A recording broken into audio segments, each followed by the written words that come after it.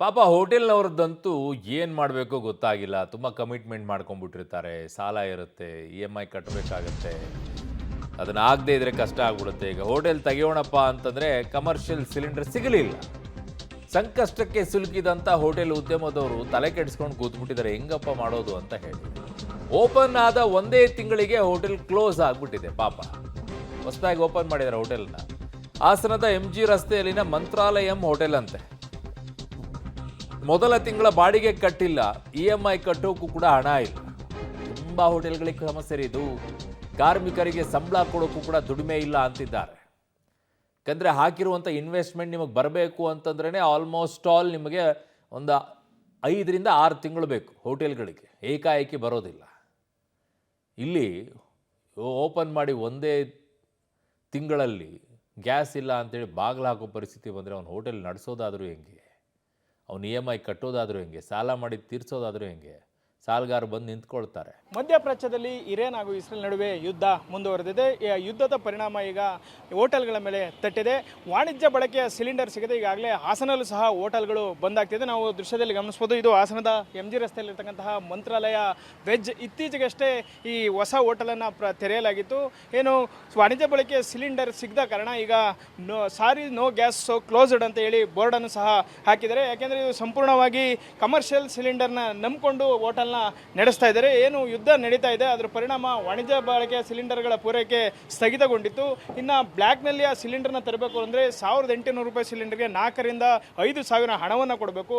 ಹಾಗಾಗಿ ಸಾಕಷ್ಟು ಖರ್ಚು ಮಾಡಿ ಹೊಸ ಹೋಟೆಲನ್ನು ತೆರೆದಿದ್ರು. ಇದಕ್ಕಾಗಿ ಲಕ್ಷಾಂತರ ರು ಬಂಡವಾಳನೂ ಸಹ ಹಾಕಿದರು. ಆರಂಭದಲ್ಲಿ ಈಗ ಅವರು ಗ್ಯಾಸ್ ಸಿಗದೆ ಹೋಟೆಲ್ನ ಬಂದ್ ಮಾಡುವಂಥ ಒಂದು ಪರಿಸ್ಥಿತಿ ನಿರ್ಮಾಣವಾಗಿದೆ. ಇದರಿಂದಾಗಿ ಅವರಿಗೆ ಆರ್ಥಿಕವಾಗಿ ದೊಡ್ಡ ಪೆಟ್ಟು ಬಿದ್ದಂತಾಗಿದೆ. ಯಾಕೆಂದರೆ MG ರಸ್ತೆಯಲ್ಲಿರ್ತಕ್ಕಂತಹ ಈ ಹೋಟೆಲ್ಗೆ ಸಾಕಷ್ಟು ಸಂಖ್ಯೆಯಲ್ಲಿ ಏನು ಗ್ರಾಹಕರು ಬರ್ತಿದ್ರು. ಈಗ ವಾಣಿಜ್ಯ ಬಳಕೆಯ ಸಿಲಿಂಡರ್ ಸಿಗದ ಪರಿಣಾಮ ಸಂಪೂರ್ಣವಾಗಿ ಹೋಟೆಲನ್ನು ಬಂದ್ ಮಾಡಲಾಗಿದೆ. ಇದರಿಂದಾಗಿ ಇಲ್ಲಿ ಕೆಲಸ ಮಾಡ್ತಕ್ಕಂಥ ಕಾರ್ಮಿಕರಿಗೂ ಒಂದು ರೀತಿ ತೊಂದರೆ ಆದರೆ ಹೋಟೆಲ್ ಮಾಲೀಕರಿಗೂ ಸಹ ಸಾಕಷ್ಟು ರೀತಿಯ ತೊಂದರೆ ಎದುರಾಗಿದೆ. ಈಗ ಹೋಟೆಲ್ ಮಾಲೀಕರಂತ ಶ್ರೀದೇವಿ ಅವರು ನಮ್ಮ ಜೊತೆ ಇದ್ರೆ ಅವ್ರನ್ನ ಕೇಳೋಣ. ಮೇಡಮ್ ಹೇಳಿ, ಯಾವತ್ತು ಕ್ಲೋಸ್ ಮಾಡಿದ್ರಿ? ಸರ್, ಇವತ್ತು ಹೋಟೆಲ್ ಕ್ಲೋಸ್ ಮಾಡಿ 2 ಡೇಸ್ ಆಯಿತು. ನಾವು ಇದನ್ನು ಓಪನ್ ಮಾಡಿ 30 ಡೇಸ್ ಆಗಿಲ್ಲ, ಆಗಲೇ 2 ಟೈಮ್ ನಾವು ಕ್ಲೋಸ್ ಮಾಡಿದ್ದೀವಿ. ಯಾಕೆಂತಂದರೆ ಇದು ಆಸೆ ಹಗಲು ರಾತ್ರಿ ಕಷ್ಟಪಟ್ಟು ಕೂಡಿಟ್ಟು ಸ್ವಲ್ಪ ಅಲ್ಲಿ ಇಲ್ಲಿ ಸಾಲಗಳು ಮಾಡಿ ತುಂಬ ಇನ್ವೆಸ್ಟ್ ಮಾಡಿ ಆಸೆ ಕನಸಿಂದ ಮಾಡಿದ್ದು ಇನ್ವೆಸ್ಟ್ಮೆಂಟು. ಯಾಕೆಂದರೆ ನಮ್ಮದು ಬೆಟರ್ ಜೀವನ ಸ್ವಲ್ಪ ಆಗುತ್ತೆ ಅಂತ. ಈಗ ನಮ್ಮದು ಏನೋ ಗೊತ್ತಿಲ್ಲ, ಯಾಗಲೇ ನಮಗೆ ಗ್ಯಾಸ್ ಪ್ರಾಬ್ಲಮಿಂದ 2 ಸರಿ ನಾವು ಕ್ಲೋಸ್ ಮಾಡೋ ಥರ ಇತ್ತು. ಇನ್ನೂ ನಮಗೆ 30 ದಿನ ಆಗಿಲ್ಲ. ನಾವೆಲ್ಲ ಇವಾಗ ಅಡ್ವಾನ್ಸ್ ಆಗಿರ್ಬೋದು ಅಥವಾ ಒಳಗಡೆ ಓಪನ್ ಮಾಡಿದ್ರೆ ನೀವು ನೋಡಿ ಲಕ್ಷಾಂತರ ರೂಪಾಯಿ ಬರೀ SSಲ್ಲೇ ಮಾಡಿಸಿರೋದು. ಅದಕ್ಕೆ ನಾವು ಚೆಕ್ ಕೊಟ್ಟಿದ್ದೀವಿ. ಅದಕ್ಕೆ EMI ಕೂಡ 1 ಮಂತು ಪೇ ಮಾಡಿಲ್ಲ. ಇಷ್ಟು ಮತ್ತು ಲೇಬರ್ ಸ್ಯಾಲ್ರಿ ಆಗಿರ್ಬೋದು, ನಮ್ಮ ಕಮಿಟ್ಮೆಂಟ್ಸು, ನಮ್ಮದು ರೆಂಟು ತುಂಬ ಇನ್ವೆಸ್ಟ್ ಮಾಡಿ ಆಸೆ ಕನಸಿಂದ ಎಲ್ಲ ಮಾಡಿದ್ವಿ.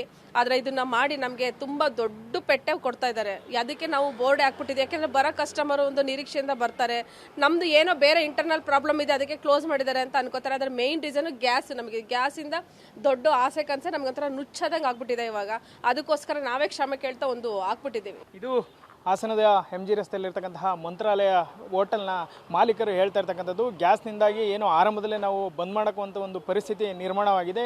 ಇಂಥ ಪರಿಸ್ಥಿತಿಯಲ್ಲಿ ಸರ್ಕಾರ ವಾಣಿಜ್ಯ ಬಳಕೆ ಸಿಲಿಂಡರ್ನ ಪೂರೈಕೆ ಮಾಡಬೇಕು. ಇಲ್ಲಾಂದರೆ ನಾವು ಏನು ನಮ್ಮ ಹೋಟೆಲ್ ಮುಂಭಾಗ ಸೌದೆ ಒಲೆಯನ್ನಾರ ಹಾಕೊಳ್ಳಿಕ್ಕೆ ಅವಕಾಶವನ್ನು ಕೊಡಬೇಕು. ಸಾಕಷ್ಟು ಏನು ಸಾಲ ಮಾಡಿ ಬಂಡವಾಳನ ಹಾಕಿ ಹೋಟೆಲನ್ನು ತೆರೆದಿದ್ದು. ಆದರೆ ಈಗ ಮುಚ್ಚಿರೋದ್ರಿಂದ ಕಾರ್ಮಿಕರಿಗೂ ಸಹ ಕೆಲಸ ಕೊಡಬೇಕು, ಒಂದೆಡೆ ನಾವು EMI ಸಹ ಕಟ್ಟಬೇಕು. ಅಂಥ ಒಂದು ಕಷ್ಟದ ಪರಿಸ್ಥಿತಿ ಎದುರಾಗಿದೆ. ಆದಷ್ಟು ಬೇಗ ಈ ಸಮಸ್ಯೆಯನ್ನು ಬಗೆಹರಿಸಬೇಕು ಅಂತ ಹೇಳಿ ಒತ್ತಾಯವನ್ನ ಮಾಡ್ತಾ ಇದ್ದಾರೆ. ಕ್ಯಾಮರಾ ಪರ್ಸನ್ ನಾಗರಾಜ್ ಜೊತೆ Shashidhar BC public TV Hassan.